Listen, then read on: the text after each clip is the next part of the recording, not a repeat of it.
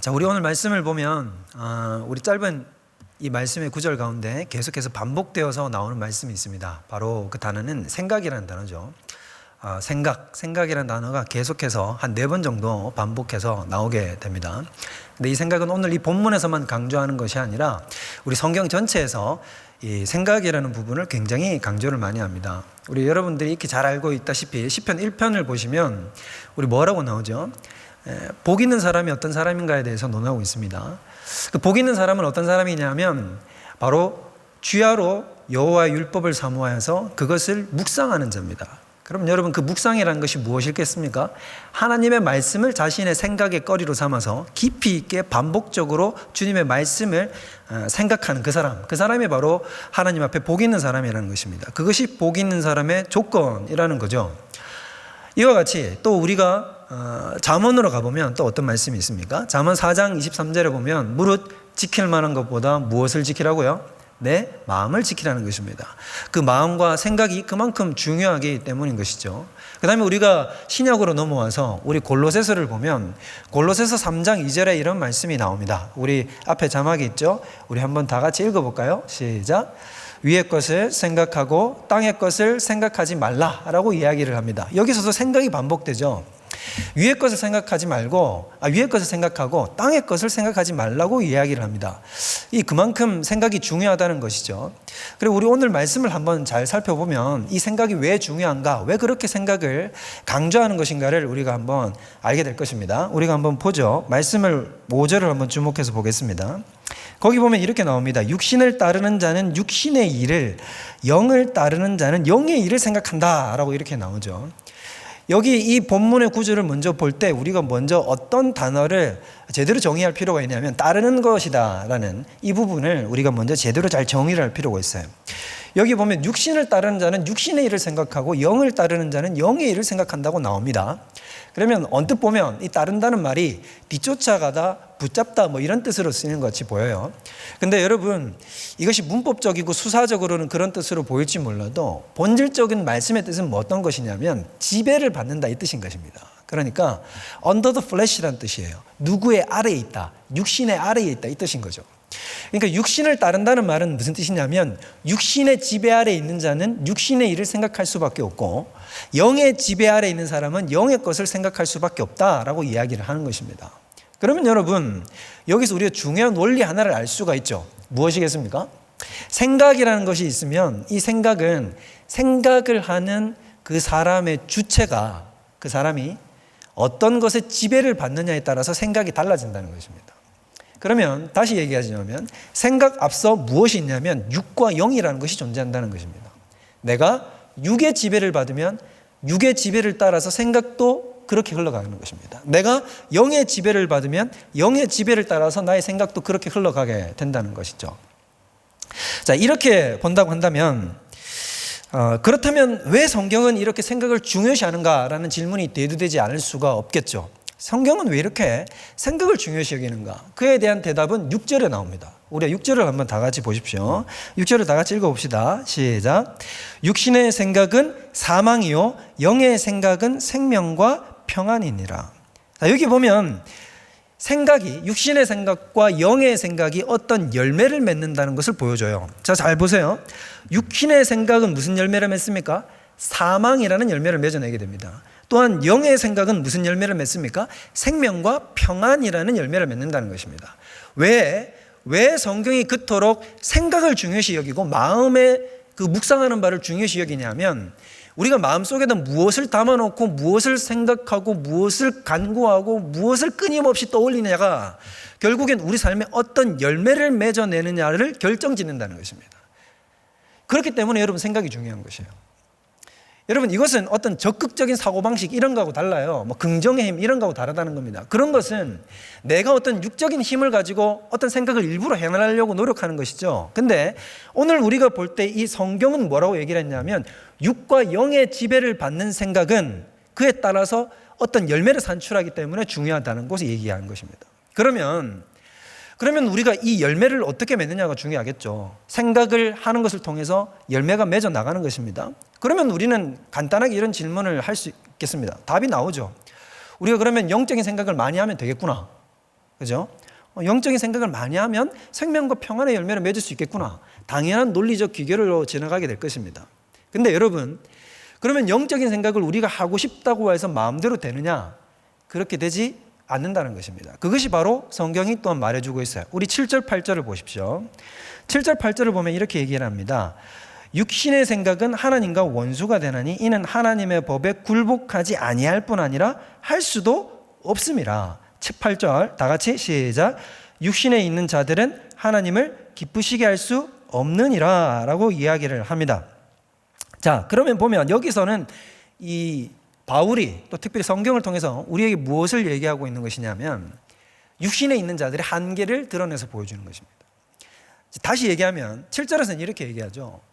육신에 속한 자들, 즉 거듭나지 않은 사람들, 불신자들은 어떠냐면 하나님의 것을 알 수도 없고 하나님께 속한 것을 알고 싶어 하지도 않는다는 것입니다. 마음의 소원도 없어요, 여러분. 자, 여러분 잘 보세요. 우리가 오늘 이 예배 자리에 이렇게 나왔잖아요.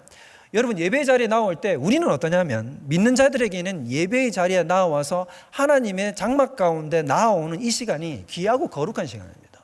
너무나 감사한 시간이고 더 나아가자면 기쁨의 시간이에요. 그러나 여러분 불신자들에게 있어서는, 믿지 않는 사람들에게 있어서는 예배의 자리에 나와서 하나님을 가까이 한다는 것은 어떤 것입니까? 고통일 뿐이에요. 그 사람들에게는 하나님 앞에 나와서 하나님의 것을 생각하고 묵상하고 그분을 즐기고 그분의 것을 이해할 수 있는 그런 것들이 없습니다. 그리고 그 마음의 소원이 없어요. 그러나 믿는 자에게는 어떻습니까? 우리는 세상에 어떤 것이 우리 삶 속 가운데 주어진다고 해도 하나님이 빠져버린 삶을 살면 어떻습니까? 마음이 헛헛해지는 것을 느낄 수 있잖아요.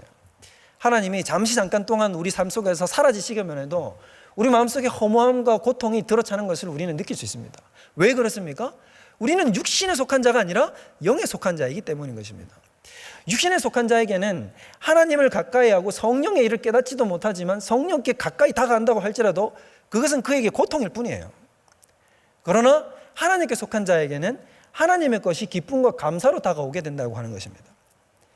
그래서 우리가 고린도전서 2장을 한번 살펴보면 우리 고린도전서 2장 13절 14절의 말씀을 한번 보도록 하겠습니다. 거기 보면 이렇게 나오죠. 자, 제가 한번 읽어드릴게요. 우리가 이것을 말하거니와 사람의 지혜가 가르친 말로 아니하고 오직 성령께서 가르치신 것으로 하느니 영적인 일은 어떻게 된다고요? 영적인 것으로 분별이 돼요. 그대로 놔두시고 영적인 것, 즉 성령께 속하고 하나님께 속한 것은 오직 뭘로만 분별이 가능하고 무엇으로만 이해가 가능해지냐 하면 성령이 우리 마음에 부어진 바 되지 아니하면 절대로 이해되어질 수 없다라고 하는 것입니다. 두 번째 14절 넘어가면 육에 속한 사람은, 거듭나지 않은 사람은 하나님의 성령의 일을 받지 아니하나니 받을 수가 없어요. 이는 그것들이 그에게는 어리석게 보여요. 더 나아가서 또 그것들을 알 수도 없나니 그러한 일은 영적으로 분별되기 때문이다 라고 하는 것입니다. 그러면 바울이 여기에서 중점적으로 강조하는 바는 무엇이냐면 네가 하나님의 영적인 일을 받들고 기뻐하고 감사하고 그것을 누리기 위해서는, 그리고 너의 생각의 사고방식이 영적으로 돌아가기 위해서는 반드시 거듭나야 한다는 것을 강조해 주고 있다는 것입니다. 아까 말씀드렸죠. 서두에 생각은 무엇의 지배를 받는다 그랬습니까? 그 앞서 있는 주체가 영의 지배를 받느냐 육의 지배를 받느냐에 따라서 생각은 그냥 산출된다고 말씀드렸습니다. 그렇기 때문에 육에 속해 있는 이 사람은 쉽게 말해서 죽었다 깨어나도 안 된단 말입니다. 그러면 어떻게 해야 내가 영적인 사고방식을 할 수 있느냐? 영적으로 거듭나야 된다는 거예요. 내 영이 거듭나서 주님을 닮아서 그리스도의 핏부림 받은 옷을 입고 그로 말미암아 다시 내가 거듭날 때만 영적인 생각으로 뒤바뀌어질 수 있다고 하는 것입니다. 이에 대해서는 성경에서 다른 이견이 있을 수가 없는 거죠. 그러면 이런 부분들을 왜 성경이 이렇게 강조하고 특별히 오늘 로마서의 기자인 바울이 이것을 강조 안 하냐면 바울의 개인적인 체험이 여기 아주 깊이 녹아있기 때문인 것입니다. 여러분, 신학이라고 하는 것은 삶이에요. 우리가 어떤 영적인 지식, 영적인 원리를 깨닫는다고 하는 것은 어떤 사변적인 것을 우리가 하나 더 배운다고 해가지고 내가 영적으로 성숙하는 것이 아닙니다. 무슨 말이냐면 우리가 가지고 있는 어떤 영적인 원리, 성경에서 말하는 하나님께서 말씀하시고 하나님께서 우리에게 가르쳐 주시고자 하는 그 바가 내 삶을 관통해서 고백으로 나올 때 그것이 비로소 내 지식이 되는 것입니다. 여러분, 우리가 수많은 설교들을 듣고 수많은 것들을 우리가 많이 배웠지 않습니까? 그런데 들을 때마다 새롭잖아요. 왜 그럴까요? 우리 그것을 지식적으로 머리로 깨닫지 못해서가 아니라 우리의 가슴과 영혼을 관통한 지식이 되지 못했기 때문인 것입니다. 내가 들은 적이 없는 것 같이 느껴지는 것은 그것이 이미 옛날에 다 내가 배웠음에도 불구하고 내 삶과 내 신앙을 관통하지 못했기 때문인 거예요. 근데 바울은 오늘 이렇게 기록하고 있는 이 부분, 영적으로 거듭나지 않은 사람은, 영의 지배를 받지 않는 사람은 정말로 하나님의 일을 절대로 분별할 수도 없고 알 수도 없다라고 하는 이 고백, 이 고백이 그냥 나오는 것이 아니라 이것이 바울의 개인적인 경험에 의해서 관통되었기 때문에 그 삶에서 관통된 지식이기 때문에 바로 이런 말과 고백들이 나오게 된다고 하는 것입니다. 그럼 바울이 어떤 경험을 했습니까? 여러분, 바울은 우리가 익히 알다시피 어떤 사람이냐면 히브리인 중에 히브리인이죠. 베냐민 지파입니다. 난지 8일 만에 할례를 받았고 그 다음에 율법으로는 흠이 없는 자고 바리새인 중에 바리새인이고 자기가 유대교를 다른 영접자들보다 더욱 심하게 믿어서 율법으로는 흠이 없다고 스스로 고백할 만큼, 그 다음에 가말리엘 문화에서 배웠을 만큼 성경을 아는 지식과 성경을 이해하는 정도에 있어서 거의 타의 추종을 불허하는 사람이 바로 바울이라는 것이죠. 근데 그 바울이 여러분 예수님을 제대로 인식하지 못했어요. 자, 우리가 고린도후서를 한번 봅시다. 고린도후서 우리 5장 16절 한번 말씀을 보겠습니다. 고린도서 5장 16절을 우리가 다 같이 한번 읽어볼게요. 다 같이 읽어보겠습니다. 시작. 그러므로 우리가 이제부터는 어떤 사람도 육신을 따라 알지 아니하노라. 비록 우리가 그리스도도 육신을 따라 알았으나 이제부터는 그같이 알지 아니하노라. 여러분 잘 보세요. 뒷부분의 고백을 잘 보면 비록 우리가에는 바울이 포함되자는 거잖아요. 우리라는 것은 거기 보면 내가 사실은 어땠다? 옛날에 그리스도를 뭐를 따라서 알았다고 얘기합니까? 육신을 따라서 알았다. 여러분 이게 무슨 말이냐면 바울은 예수님이라고 하는 그분, 예수님이 성육신을 하셔서 그분이 이 땅 가운데 내려오셔서 완벽한 계시로서 하나님을 보여주시고 메시아로서 자신을 드러내어 보여주셨음에도 불구하고 바울은 예수를 메시아로 알았다는 것입니까? 몰랐다는 것입니까? 몰랐다는 거예요. 여러분 이렇게 다 잘 알고 계시잖아요. 몰랐어요. 왜? 오늘 말씀에 나오잖아요. 육신을 따라서 그리스도를 알았기 때문에. 그러면 바울은 여러분 성경에 통달을 했고 율법으로는 흠이 없는 사람이었으나 그는 어떤 시각을 가질 수밖에 없었냐면 여전히 거듭나지 않았기 때문에 육적인 시각밖에 안 열려 있는 거예요. 그래서 보기는 보아도 본 것이 아니고 듣기는 들어도 깨닫는 마음이 없는 거죠. 그러니까 주님이 살아서 내 눈앞에 나타나 계시고 그분의 말씀을 들어도 나는 깨닫는 바가 없고 그분을 메시아로서 인정을 하지 못하는 것입니다. 바울은 이 경험이 아주 깊이 있게 자리 잡았던 거예요. 그래서 바울이 여러분 어떻게 했습니까? 스데반을 돌로 쳐 죽이는데 가편 투표를 하고 그 일을 주동했던 사람이 바로 사도 바울이었지 않습니까? 바울은 여러분 그 사도행전의 그 7장의 끝에 보면 뭐라고 얘기가 나오냐면 이렇게 나와요. 바울은 스데반이 죽는 것을 마땅하다고 여겼다고 나옵니다. 여러분 이렇게 생각하면 안 돼요. 바울은 그냥 감정적으로 아주 열정적인 사람이기 때문에 이 사람이 기독교를 그냥 싫어해서 예수를 그냥 싫어해서 감정적으로 흥분해서 사람들을 핍박한다. 그런 사람이 아닙니다. 바울은 여러분 철저히 신학적으로 타당한 근거를 가지고 행동하는 사람이었어요. 그러면 바울이 스데반이 죽는 걸 합당하게 여겼다는 것은 자신의 육적인 시각을 통해서 말씀을 분석하여 봤을 때 예수는 메시아가 아니라는 결론에 도달했다는 것입니다. 그렇기 때문에 바울이 보았을 때는 저 예수를 따른다고 하는 저 사람들은 딱 어떤 사람이냐면 이단인 거예요. 이단이에요. 그때 당시 기독교는 유대교 입장에서 봤을 때는 철저한 이단입니다. 그래서 이단을 징계하는 거죠. 그게 바로 바울이 했던 일이에요. 근데 그 바울은 그것에 대한 확신을 가지고 했단 말이죠.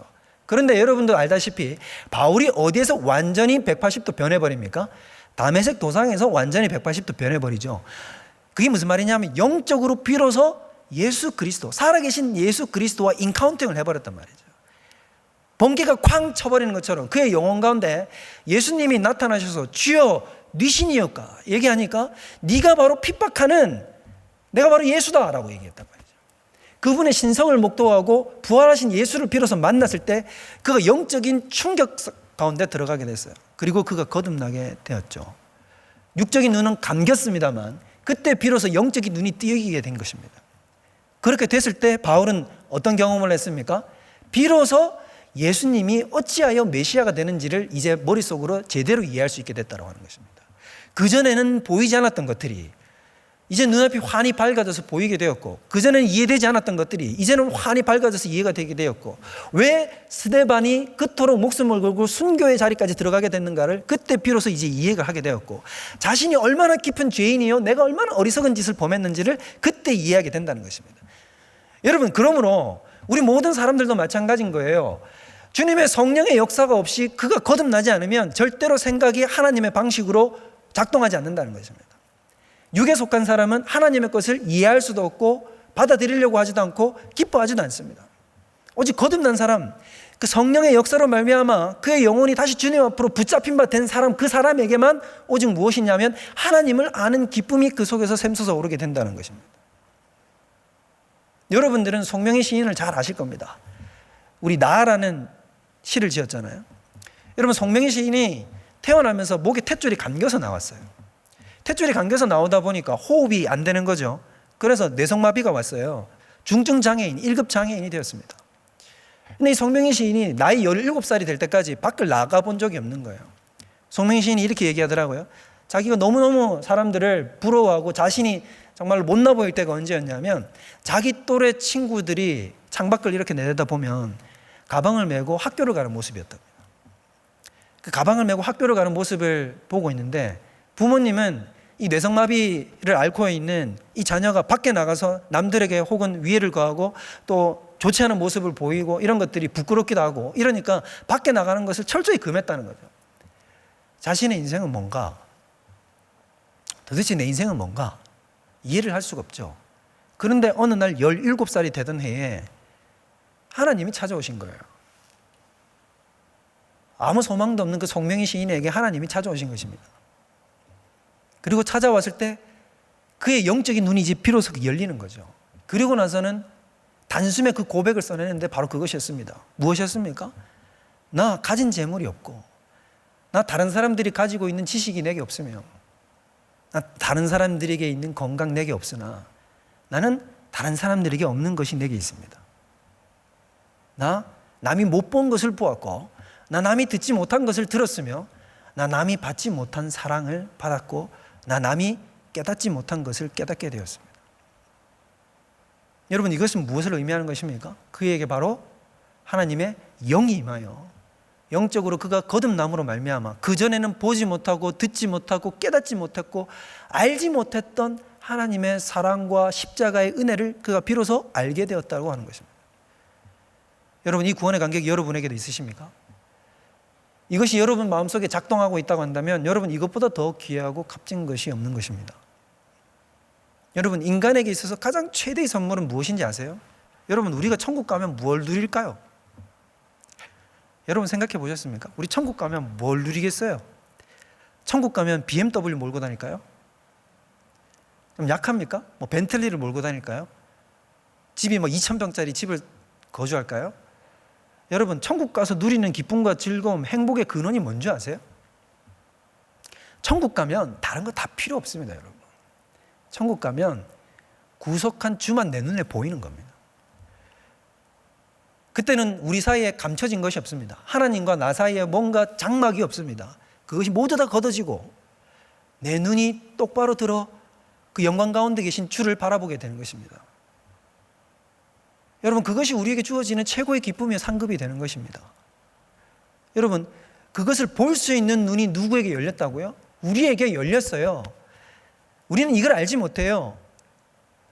우리는 하나님을 알고 하나님을 묵상하고 하나님을 알게 됨으로 말미암아 누리는 이 기쁨과 즐거움이 얼마나 값진 것인지를 알지 못하고 깨닫지 못하기 때문에 우리는 자꾸 어떤 것을 구하냐면 땅의 것을 구하고 있어요. 땅의 것을 구해서 땅의 것이 뭔가 예수의 이름으로 더 덧붙여져야만 우리는 행복한 것처럼 생각을 해요. 근데 여러분, 그렇지 않다고요. 여러분이 눈을 감고 여러분의 심령과 마음 가운데 진실한 이 고백이 나오는지 고백을 해보십시오. 난 예수님 한 번만으로 만족합니다. 그게 안 된다면 여러분, 우리는 뭔가 삐뚤어져 있는 것입니다. 내 안에 뭔가 채워지지 않는 갈망으로 몸부림치십니까? 근데 그것이 예수가 아니라면, 여러분, 그렇다면 우리는 뭔가 신앙적으로 뒤틀려 있는 거예요. 바로 우리의 생각이 어디를 향하고 있냐면 육적인 것에 몰두하고 있다는 것을 반증하는 증거라는 것입니다. 그러면 문제는 뭐냐, 여러분? 자, 좋아요.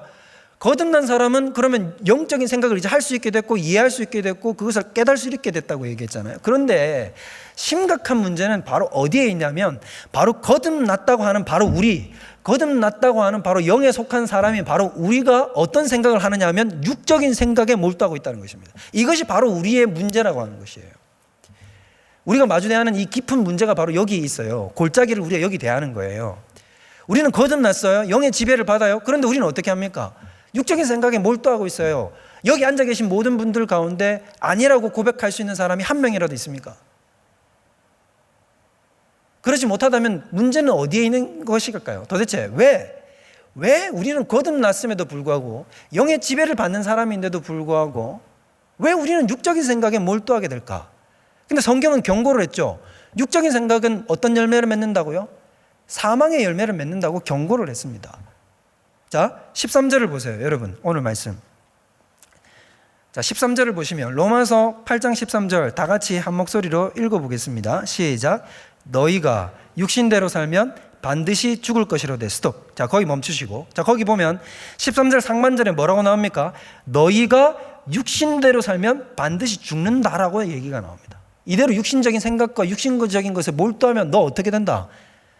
말미에는 어디에 있냐면 사망에 이르게 된다라고 얘기를 해요. 근데 여러분, 목사님 이건 안 믿는 사람들이 이런 거잖아요. 아니에요. 12절 보세요. 위에 12절 뭐라고 얘기를 하냐면 그러므로 형제들아 우리가 빚진 자로 돼 육신에 져서 육신대로 살 것이 아니다. 여러분, 여기에 누구에게 말하고 있냐면 형제들아라고 얘기를 하고 있잖아요. 형제들아, 바울은 형제들이라고 얘기한다는 것은 믿는 사람들에게 얘기하고 있는 것입니다. 그러면 믿는 우리가 이제 육신에게 져서는 안 된다. 근데 육신에게 져서 육신의 생각에 우리가 몰두하게 되면 결국 어디에 이르게 되냐면 사망에 이르게 될 수밖에 없다. 그러므로 너 육신적인 생각을 하면 안 된다라고 이야기를 하고 있다는 것입니다. 그러면 왜 거듭났다고 하는 사람은 왜 육신적인 생각에 몰두할까요? 영적인 생각을 해도 모자랄 판에 왜 육신적인 생각에 우리는 몰두하고 잘못된 길로 빠져들겠습니까? 이것은 여러분, 하나님과 우리 사이에 일하는 방식이 다르기 때문인 것입니다. 자, 다시 보면 내가 아까 육적인 사람에서 영적인 사람으로 변화되는 데는, 그렇게 내가 거듭나는 데는 인간이 할 일이 없어요. 인간이 거기에 대해서 뭐라고 하거나 숟가락을 얹을 거리가 아무것도 없습니다. 즉 다시 말하면 우리는 공로 없이 오직 하나님의 일방적 선택과 일방적 부르심과 일방적인 은혜 가운데 거부할 수 없는 하나님의 은혜를 부어서 우리는 거듭나게 된 것입니다. 바울이 뭔가 노력을 했나요? 바울이 노력해서 거듭난 게 아니잖아요. 하나님이 일방적으로 그를 찾아와서 그를 꼬꾸라뜨려 버린 거예요. 그리고 그를 거듭나게 해 주신 것이죠. 우리도 마찬가지라는 것입니다. 우리가 육적인 사람에서 영적인 사람으로 거듭나게 되는 것은 우리가 행한 바가 아무것도 없습니다. 여기에는 오로지 하나님의 일방적 계획과 일방적 주권으로 이루어진 겁니다. 그런데 거듭나고 난 다음에 하나님의 길을 따라가고 주님의 지배 안으로 내가 들어가게 되고 내가 하나님의 생각을 자꾸 하게 되는 것은, 주님의 길을 따른다고 할 때는 그때는 비로소 여러분 우리의 의지가 필요합니다. 그때는 비로소 우리의 의지가 필요해요. 하나님께서는요, 성령께서는 이런 말이 있습니다. 성령께서는 우리를 제외하고 역사하지 않으신다. 그분은 우리 안에서 우리와 함께, 우리를 설득하여서 우리와 함께 일하시는 것입니다.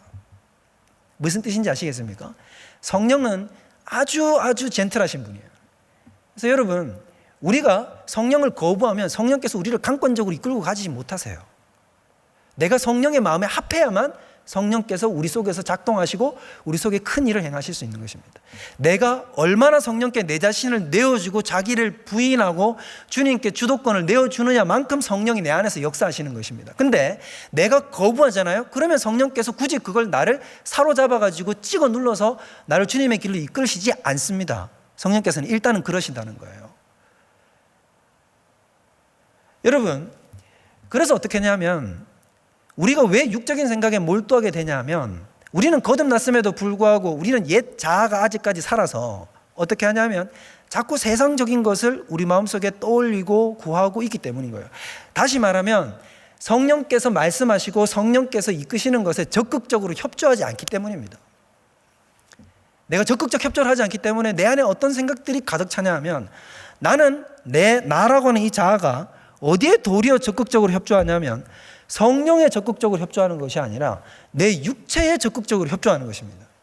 그러니까 자연스럽게 어떤 생각들이 내 안에 가득하게 넘치겠습니까? 육적인 생각들이 내 안에 가득히 넘치는 거예요. 그러면 여러분, 육적인 생각들이 가득히 넘치는 신자의 마음의 상태는 어떠냐? 첫 번째, 기력이 소진됩니다. 여러분들도 다 느껴보셨죠? 내가 육적인 것에 몰두하고 하나님의 것에 생각하는 것들이 내 삶 속에서 사라지고 나면 여러분, 그것은 그 육적인 생각들은 영적인 능력을 갉아먹어요. 영적인 우리 하나님 앞에 나아가는 활동력, 활기 있게 주님 앞에 행하는 이 모든 능력들을 우리는 상실하기 시작합니다. 그래서 기력이 소진돼요. 영적인 기력이 쭉쭉 빠져나가는 겁니다. 육적인 것들, 세상에 속한 것들을 자꾸 묵상하고 그것들에 여러분 창념하고 나아가면 어떻게 됩니까? 하나님의 것을 떠올릴 수 없고 영적인 것들이 우리 속에서 흥황하지 못합니다. 예수님이 이 말씀을 하셨어요. 가시떨기에 떨어진 씨앗이 어떻게 된다고 얘기했습니까? 재물과 재리, 이 세상의 것에 걱정과 근심에 막혀 열매를 맺지 못한다고 얘기했죠. 바로 그 상태가 된다는 것입니다. 가시떨기가 어떻게 되냐면 가시떨기 나무가 내 안에 있는 영적인 능력과 씨앗에 있는 그 힘을 어떻게 해버린다는 거죠? 뺏어가 버린 거죠. 옆에 잡초가 있으면 곡물이 제대로 못 자라잖아요. 내 마음에 육적인 잡초의 생각들이 쫙 돋아나면, 가라지들이 자라나면 어떻게 되는 겁니까? 내 안에 영적 생명력이 자꾸 고갈되어 버리는 것입니다. 그래서 육적인 생각에 몰두해 있는 사람은 영적인 활기를 잃어버려요. 가끔 여러분 이렇죠. 우리 찬양 예배 가운데 어떤 일이 있습니까? 예배 가운데 찬양 인도자가 이런 얘기 하잖아요. 우리 다 같이 일어나서 찬양하시겠습니다 라고 얘기를 합니다. 근데 여러분 어떨 때 못 일어날 때가 있으시죠? 몸이 불편해서 못 일어나는 경우도 있어요. 육적으로 불편해서. 근데 여러분 사지 육신 멀쩡하고 힘이 펄펄 남아 돌아도 그때 일어나자고 하는데 못 일어납니다. 안 일어나져요. 왜 그럴까요, 여러분? 여러분 그게 힘이 없어서가 아니라 영적으로 기력이 쇠하여 버리면 찬양으로 아니면 예배 가운데 주님 앞으로 나아오는 것 자체가 기력이 쇠하여져서 그게 안 돼요. 우리 다 같이 통성으로 기도하겠습니다. 기도가 안 돼요. 왜 그럴까요? 기도도 영역으로 하는 것입니다. 여러분 느끼시죠? 기도도 영적인 능력, 성령의 힘으로 해나가는 거예요. 근데 성령의 힘과 능력이 우리 가운데 완전히 고갈되어 버리니까 기도도 할 수 없게 되는 것입니다. 이렇듯 육적인 생각이 고정되어 버리면 어떤 부작용을 낳게 되냐 하면 우리 영적인 힘과 능력, 기력이 쇠하여진다는 것입니다. 그럼 두 번째로 또 어떤 일들이 발생하게 되느냐? 하나님과 우리 사이에 교제의 간격이 이격되어 버리죠. 떨어져 버립니다. 그래서 여러분 영적으로 예민한 사람들은 그런 것들을 느끼죠. 뭔가 하나님이 나에게서 지금 거리를 벌렸다. 뭔가 하나님과 나 사이에 사이가 이전과 같지 않다라는 것을 느끼게 됩니다. 근데 이게 영적으로 무뎌지면 어떻게 되느냐? 자꾸 육적인 생각에 몰두하게 되면 하나님과 나 사이에 이격거리가 이렇게 발생함에도 불구하고 이것을 깨닫지 못해요. 그리고는 계속해서 점점 하나님과 멀어지는 사이로 자꾸 발전하게 됩니다. 이것이 육적인 생각에 몰두하게 되는 거예요. 그 다음에는 어떻게 됩니까? 당연히 하나님과 우리 사이에서 이런 거리들이 이격되고 나니까 삶에서 사망의 열매가 우리 삶 속 가운데 맺어지게 되는 것입니다. 그래서 갖가지 잘못된 죄악들을 우리 삶에서 범하게 돼요. 여러분 결국 이런 거예요. 우리 담임 목사님께서도 언젠가 이야기하신 적이 있어요. 결국 내 안에 무엇을 집어넣고 무엇을 생각하느냐가 결국 내가 가지고 있는 어떤 행동들을 뿜어내게 되는 거예요. 다시 말하면 내 삶 속에 무엇을 인풋해 넣느냐가 결국 아웃풋을 결정한다고요. 여러분 내가 밤낮 보는 것이 세상 드라마, 세상적인 것들, 그 다음에 내가 보는 것이 세상에 속한 그런 것들밖에 다 없다고 생각해 봅시다. 육적인 것들을 자꾸 몰두하고 생각하고 묵상하고 보는 것들은 다 오로지 거기만 돼 있으면 내가 삶과 입술로 고백하고 나오게 되는 모든 아웃풋들, 결과들도 다 어떤 것들이냐면 영적인 것이 아니라 육적인 것들이 마구 쏟아져 나오게 돼요. 그럼 육적인 것들은 무엇입니까? 음란과 시기와 탐욕과 질투와 수근수근됨과 분쟁과 다툼과 이런 것들이에요. 분노와 평안함이 없는 것이죠. 이런 것들이 내 삶 속에 아주 잡초처럼 열매를 막 맺어서 자라는 거죠. 이게 육의 생각이 우리 속에 역사할 때의 일이라는 것입니다. 그러면 간단하겠죠? 이제 다시 돌리론으로 다시 돌아가면 뭘 해야 되겠습니까? 생각을 바로 잡아야 되지 않겠습니까? 영적인 생각으로 나아가야 되지 않겠습니까? 여기에 해결책도 오늘 본문 말씀에 나타나게 됩니다. 자, 먼저 본문 말씀에는 오늘 성경 말씀을 보면 두 가지 해결책을 우리에게 제시를 해요. 이 두 가지 해결책을 여러분들이 가슴에 잘 새기시기 바랍니다. 이 두 가지 해결책을 가지고 가야 이게 바로 우리가 가질 수 있는 무기예요. 이걸 잘 활용하셔야 돼요. 자, 다시 보면 13절을 다시 주목해서 보세요. 13절을 주목해서 보면 이렇게 나오죠. 너희가 육신대로 살면 반드시 죽을 것이다. 결과가 나오는 거예요. 육의 열매는 결국 사망이니까. 다 같이 그 뒷부분 읽어보겠습니다. 영으로서 시작. 영으로서 몸의 행실을 죽이면 산다. 영으로서 몸의 행실을 죽이면 산다는 것입니다. 죽이라는 것입니다. 몸의 행실을 죽이라고요. 여러분, 굉장히 지금 바울은, 성경은, 하나님은 우리에게 어떻게 얘기를 하고 계신 것이냐면 굉장히 강경한 어조로 얘기를 하고 계신 것입니다. 이걸 뭐라고 부르냐면 모티피케이션이라 그래요. 모티피케이션이라고 얘기하는데 뭐냐면 우리가 죄를 우리 삶 속에 죽이는 것입니다. 그러면 목사님, 죄를 죽인다는 것은 도대체 어떤 일을 행하는 것입니까? 라고 얘기를 할 때, 여러분, 죄가 우리 삶 속 가운데 들어올 때 여러분 한번 생각해 보십시오. 죄가 여러분 가운데 유혹하고 여러분 삶 속 가운데, 우리의 삶 가운데 들어오게 될 때 처음부터 죄가 자기의 정체를 다 드러내고 우리 가운데 쑥 하고 나타나나요? 그러지 않죠. 죄와 싸워본 분들은 다 알아요. 죄가 자신의 정체를 감추고 등장한다는 사실을 우리는 다 압니다. 근데 여러분, 우리가 옛말에 보면 이런 말이 있어요. 어떤 말이 있냐면, 우리 한번 생각해 보세요. 이 벽에 구멍이 조금 났어요. 근데 그 벽에 조금 나 있는 구멍 가운데로 뱀이 머리를 들이밀어요. 뱀이 머리를 들이밀면 여러분, 뱀은 결국 이 집안에 어떻게 된 거냐면 다 들어온 거나 다름이 없죠. 왜 그럴까요? 머리가 들어오게 되면 몸통까지 이미 다 들어온 거나 다름이 없는 거예요. 왜냐하면 머리가 제일 크니까. 머리가 딱 들어온 순간 어떻게 되냐면 뒤에 거는 그냥 자동으로 따라오게 되는 것입니다. 죄도 마찬가지라는 거예요. 죄도 우리의 마음과 영혼 가운데 뭐부터 딱 들이미냐면 머리부터 들이밀어요. 일부를 들이민다는 것입니다. 우리 가운데, 우리의 영혼 가운데 어떤 나 있는 영적인 균열, 육의 생각으로 말미암아 나 있는 그 균열 속으로 어떻게 되어 있냐면 양심을 뚫고 자기의 머리를 들이밀고 들어오는 거죠. 근데 우리가 민감하게 깨어있지 못하면 어떻게 됩니까? 이것에 대해서 가벼이 여깁니다. 가벼이 여겨요. 가벼이 여기면 어떻게 되냐면, 가벼이 여기면 점점 몸, 꼬리까지 한꺼번에 다 들어오게 되는 거예요. 그리고 내 영혼 안에서 활개를 치는 거죠. 그래서 여러분, 죽인다는 말은 뜻이 어떤 것이냐면 두 가지를 내포하는 것인데, 첫 번째는 죄에 대해서 적개심을 가지라는 것입니다. 여러분, 이게 아주 중요한 거예요. 무슨 뜻이냐면, 우리 많은 성도님들이 무엇을 제대로 갖추지 못하냐면 우리들이 죄를 미워할 줄을 잘 몰라요. 여러분, 곰곰이 생각해 보세요. 여러분이 지금 내가 죄를 미워하고 있는가? 죄를 미워하고 있습니까, 여러분? 은근히 우리 속엔 죄를 즐기는 마음이 있잖아요. 죄를 즐기는 마음이 있잖아요. 그래서 히브리서에도 뭐라고 얘기를 하냐면 너희가 아직 피 흘리기까지 싸우지 않았다라고 얘기를 해요. 죄와 사탄의 권세와 죄의 유혹 앞에서 아직 목숨 걸고 피 흘리기까지, 너가 피 흘리면서까지 그걸 정말로 적개심을 가지고 싸워봤느냐? 너 아직 안 싸웠다라고 얘기를 하고 있다는 것입니다. 우리의 문제가 바로 여기 있어요. 죄를 미워하지 않아요. 그래서 여러분, 죽이라고 이렇게 얘기하는 것이 우리에게는 굉장히 강경한 어조로 들리지만 하나님께 있어서는 당연한 것입니다. 왜냐하면 십자가에 실제로 죄가 달려 죽었기 때문인 거죠. 그렇기 때문에 여러분, 우리도 해야 될 일이 뭐냐면 우리 삶 속 가운데 죄의 유혹이 다가올 때 그걸 즉각적으로 잘라내는 노력을 해야 된다는 것입니다. 즉각적으로.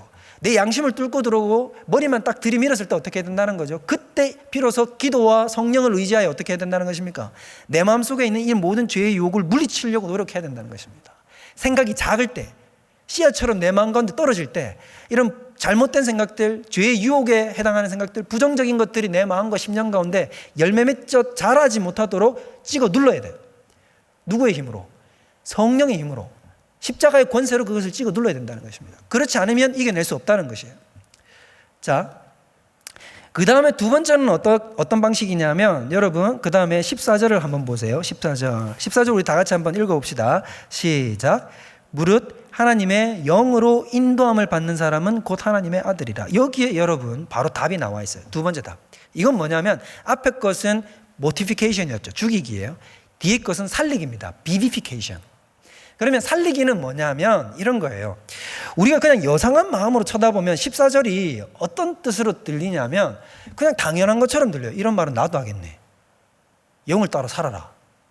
뭐 이게 뭐가 그렇게 대단한 법칙인가? 근데 여러분 항상 그렇잖아요.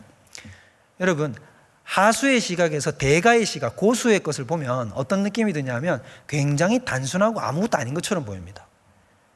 여러분 우리 미술관에 가보면 어떤 고도의 추상화 같은 것들이 걸려 있잖아요. 칸딘스키의 작품 같은 것들 이런 게 막 걸려 있으면 여러분 어떤 느낌 드세요? 그냥 보면 도형 뭐 네모, 세모 이런 거 그렇고 색칠 조금 해놨는데 이게 막 수십억, 수백억씩 한대요. 걸작이래요. 우리 눈으로 보면 어떤 느낌이 들어요? 딱 이런 말 나오잖아요. 누구도 그리겠네. 나도 그리겠네. 이런 생각 들잖아요. 근데 그건 누구의 시각으로 보기 때문에? 하수의 시각으로 보기 때문이에요. 여러분 고수는 달라요. 여러분 고수, 대가의 어떤 말과 행동은 뭘 보여주냐면 아주 심플하고도 간단해 보입니다. 근데 거기에 심오한 뜻이 담겨 있다는 거예요. 바울도 마찬가지 아니겠습니까? 바울은 고수 중에 고수잖아요. 고수가 우리에게 권면해 주는 거예요. 어떻게 하라고요? 이렇게 딱 하나님의 영으로 인도함을 받아라. 갈라디아서 5장 18절 한번 보세요. 5장 16절 한번 더 보면 5장 16절 앞에 나오죠? 5장 16절을 여러분 읽어볼게요. 다 같이 시작. 내가 이르노니 너희는 성령을 따라 행하라. 그리하면 육체의 욕심을 이루지 아니하리라. 같은 말이에요. 여러분 벌써 지금 이것이 성경의 일관된 방향이라는 게 느껴지시죠? 그러면 성령을 따라 행하라는 게 도대체 뭐냐라고 얘기했을 때 이 말을 얘기하는 거예요. 악이 내 마음 가운데 머리를 들이밀었을 때 내가 바로 잘라야 되듯이 똑같이 성령께서 우리 속에 어떤 마음과 소원을 풀어 넣어 주시면 영적인 것에 대한 그러면 내가 거기에 어떻게 하라는 것입니까? 즉각적인 반응을 하라는 것입니다. 여러분 잘 들으세요. 이거 잘 들으셔야 돼요. 아까 우리 얘기했죠. 대전제가 뭐였냐면 이렇게 얘기했습니다. 육에 속한 사람은 즉 인간은 스스로 영적인 것을 생각해낼 수 있다 없다. 어려운 거 아니잖아요. 여러분 지금까지 달려왔어요. 잘 보세요. 인간은 스스로 영적이고 거룩한 것을 생각해낼 수 있다 없다. 없어요. 여러분 인간의 마음에는 죽었다 깨어나도 스스로 영적인 것이 생각나지 않아요. 그러면 내 마음 가운데 영적인 것이 생각나고 영적인 소원이 발생한다는 것은 여러분 누가 역사한 것입니까? 성령이 역사한 거예요. 여러분 그러면 우리 삶에 그냥 간단하게 적용해 보자고요. 이렇게 적용이 되겠죠. 여러분 기도하고 싶을 때가 있으시죠? 기도하고 싶다. 기도가 갈증난다는 생각이 들 때가 있습니다. 여러분 기도하고 싶다는 생각은 여러분이 하는 것일까요? 아니에요. 여러분 오늘 말씀에 의하면 기도하고 싶다라는 생각은 절대로 여러분 속에서 여러분 스스로 하는 생각이 아니에요. 누가 주시는 생각이라고요? 성령이 주시는 생각이라고요. 확신을 가지세요. 여러분 내 속에 영적인 것에 대해서 하나님 앞에 나아가고자 하는 마음, 내가 오늘 수요 예배 가서 말씀 듣고 싶다. 여러분 이건 우리 스스로에게 나오는 마음이 아니에요. 그건 성령이 우리에게 권면하고 계신 거예요. 내가 어떻게든지 이렇게 영적인 도탄에 빠져 있어서는 안 되겠다. 내가 말씀과 기도로 돌아가야지. 이런 거 누가 주시는 말씀이라고요? 마음이라고요. 성령이 주시는 마음이라고요. 아시겠습니까, 여러분? 여러분, 성령의 음성을 듣는다는 것은 이런 게 아니에요. 숨이 나. 내가 너를 사랑한다. 이런 게 아니에요, 여러분. 성령의 음성을 듣는다는 것은 내가 육적인 상태에서는 절대로 내 속에서 스스로 나올 수 없는 하나님의 욕구를 느끼는 것이에요. 그게 바로 성령의 음성을 듣는 거예요. 여러분 이런 데 끼어 있으셔야 된단 말이에요. 그러면 어떻게 해야 된다고요? 그럴 때 즉각적으로 반응하라고요. 여러분 마음속에 기도하고 싶다는 생각이 들잖아요. 그러면 그때 즉각 무릎 꿇고 기도해 보세요. 어떤 일이 일어나는가? 저는 항상 그럴 때 순종하면 하나님이 정말 독특하고 정말로 내가 깨닫지 못했던 어떤 것들을 깨닫게 해주시려고 저를 기도의 자리로 이끄시더라고요. 너는 내게 부르짖으라. 네가 알지 못하는 크고 비밀한 것을 내가 너에게 가르치리라, 알려주리라. 그럴 때 하나님이 기도하고 싶다는 생각을 준다고요. 그럴 때 어떻게 하시라는 것입니까? 성령을 따라 행하라고요. 바울이 얘기하는 거예요. 성령을 따라 행하라. 비비키케이션, 살려라는 것이죠. 불을 지펴라는 것이 거기에 순응하면 어떻게 됩니까? 성령이 더 강력하고 또렷하게 말씀하십니다. 그러면 내가 더 주님의 뜻에 더 순종하기가 쉬워집니다. 이게 바로 살림이에요. 살림. 내 안에 있는 영적 은혜를 살리는 것입니다. 여러분, 제가 여러분에게 정말로 권면하고 싶은 것이 바로 이거예요. 여러분에게 하나님이 주시는 그 성령의 권면, 이런 것들을 들을 때 가벼이 듣지 말고 다음에 해야지. 그래, 필요하지만 내 잠깐 미뤄두고, 나 잠깐 밥 먹고, 나 잠깐 뭐 좀 보고, 영화 좀 보고, 드라마 좀 보고, 아니에요. 여러분에게 그 마음이 생길 때 즉각 무릎 꿇어 보세요. 즉각 말씀 펴보세요. 즉각 주님 앞으로 나아가 보세요. 그러면 하나님이 뭔가 가르쳐 주신다고요. 뭔가 여러분에게 새로운 생명이 샘솟아 오른다고요. 그게 바로 하나님이 주시는 우리의 해결책이라고. 여러분, 이것을 누리시는 여러분 되시기 바랍니다. 여러분, 하나님은 우리를 살리시기 원하십니다. 우리를 거듭나게 하셨을 뿐만 아니라 우리가 영적인 생명을 풍성히 받고 그 안에서 누리기를 원하십니다. 그렇게 원하시는 자리로 나아가시려면 육의 생각을 죽이십시오. 육의 생각은 사망이요 영의 생각은 생명과 평안이라. 이 말씀을 기억하십시오.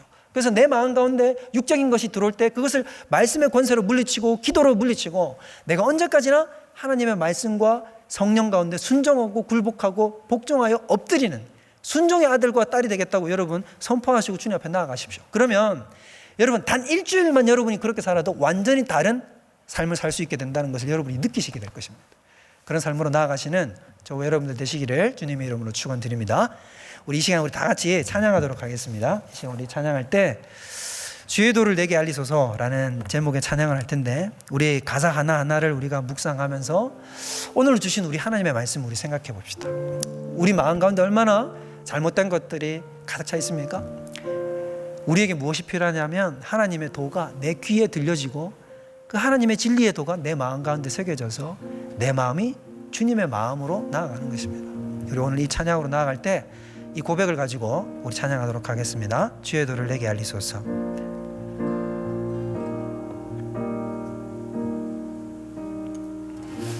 주의 도를 내게 알리소서.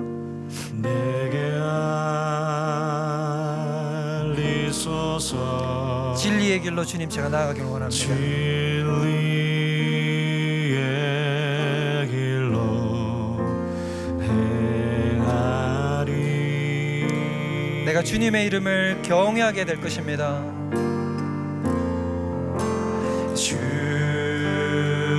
주님의 이름을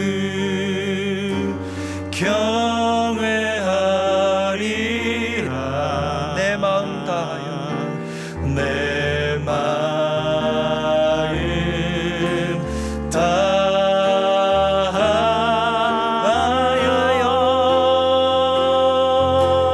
다하여 나의 마음을 씻어주시고 나의 마음을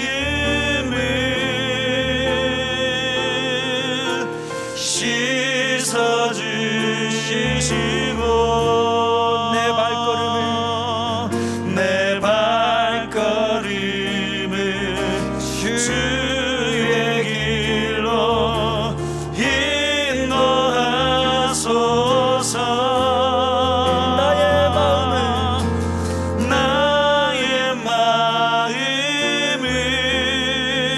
씻어주시옵소서. 씻어주시고 내 발걸음을 주의 길로 인도하소서. 우리 한 번 더 찬양합니다. 나의 마음을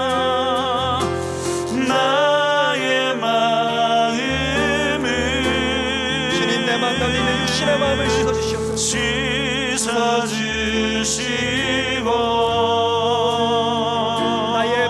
내 발걸음을 주의 길로 인도하소서. 나의 마음을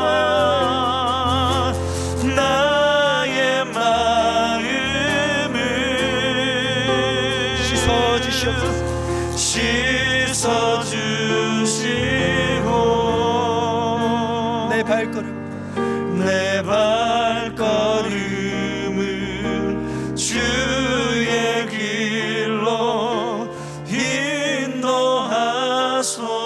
인도하소서. 주께로. 우리 시간에 다 같이 기도로 우리 나아갑시다. 우리 기도로 나아갈 때